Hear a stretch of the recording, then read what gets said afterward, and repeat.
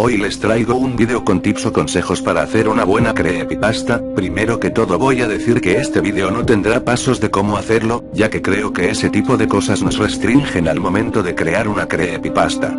Empezaremos con los personajes. Pueden ser personajes creados por ti o incluir unos que ya existan, como por ejemplo personajes como Slenderman, Teddy, Falgo, etc. Recuerda que si vas a hacer esto debes informarte del personaje a quien vas a incluir con sus características generales.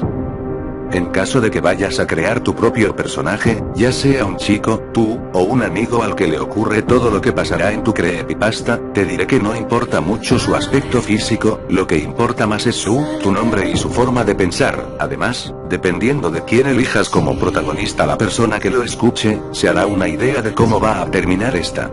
Si le ocurre a un amigo es muy probable que este vaya a morir, si te pasó a ti es obvio que sobrevivirás, pero si le ocurre a alguien a quien tú inventaste será muy difícil saber si sobrevivirá o no, pero eso lo dejo a tu elección. Si quieres que no parezca tan obvio el final, te recomiendo que en cierta parte de la historia ocurra un suceso o giro inesperado. Esto despertará el interés del emisor, quien se verá intrigado por la historia y no dejará de oírla. En caso de que pienses crear un monstruo, o algún ente paranormal, te diré que su aspecto físico importa más que su aspecto psicológico. Por ejemplo, aquel hombre que apareció de entre la oscuridad vestía una camiseta y pantalones de mezclilla, parecía bastante molesto y perturbado, con una mirada de ira y desprecio. Él pasó caminando junto a mí sin siquiera mirarme, como si estuviera más preocupado en lo que le molestaba.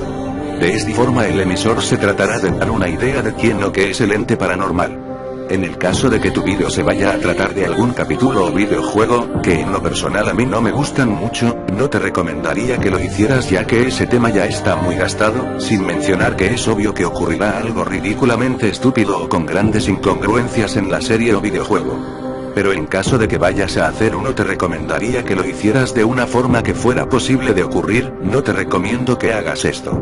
El otro día, viendo normalmente televisión, esta se puso en negro, pasaron un capítulo extraño de mi serie preferida. En este el personaje principal aparecía llorando en una esquina y más tarde tomaría una navaja para afeitar usándola para cortarse los párpados enfrente de los espectadores.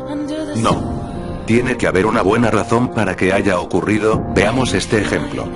El otro día, viendo normalmente televisión, la televisión se puso en negro, y después mostraba a un hombre diciendo que había interferido con la emisión del canal para poner un vídeo rechazado de mi serie favorita. Al comenzar el vídeo, el personaje principal aparecía llorando en una esquina y más tarde tomaría una navaja para afeitar usándola para cortarse los párpados enfrente de los espectadores. Tiene que haber una buena razón para que ocurra, o el emisor lo verá como algo inexistente y sin sentido.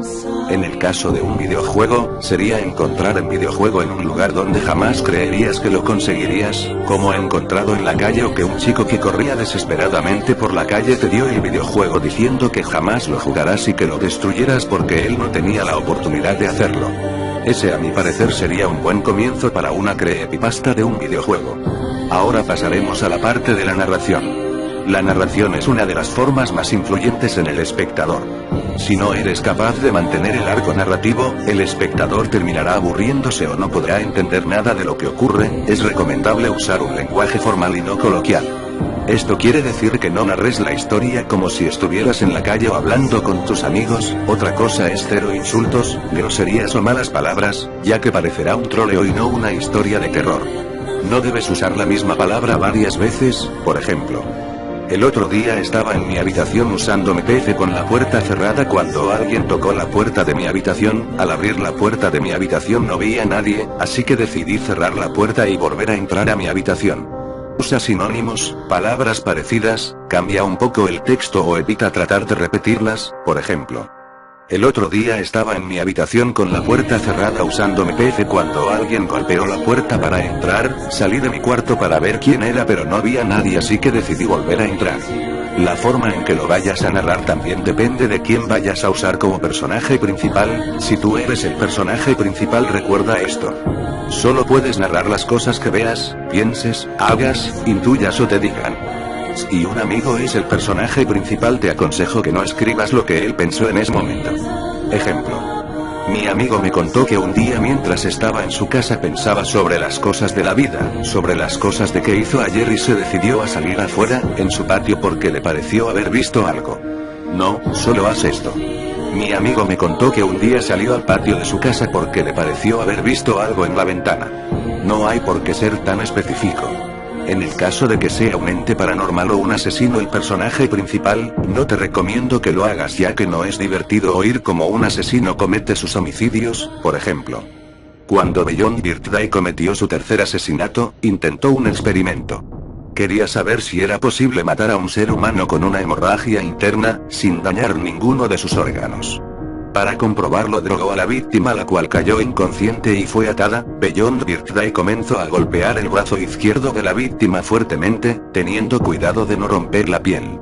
Tenía la esperanza de lograr provocarle una hemorragia para causarle la muerte por la pérdida de sangre, pero este intento terminó lamentablemente en el fracaso.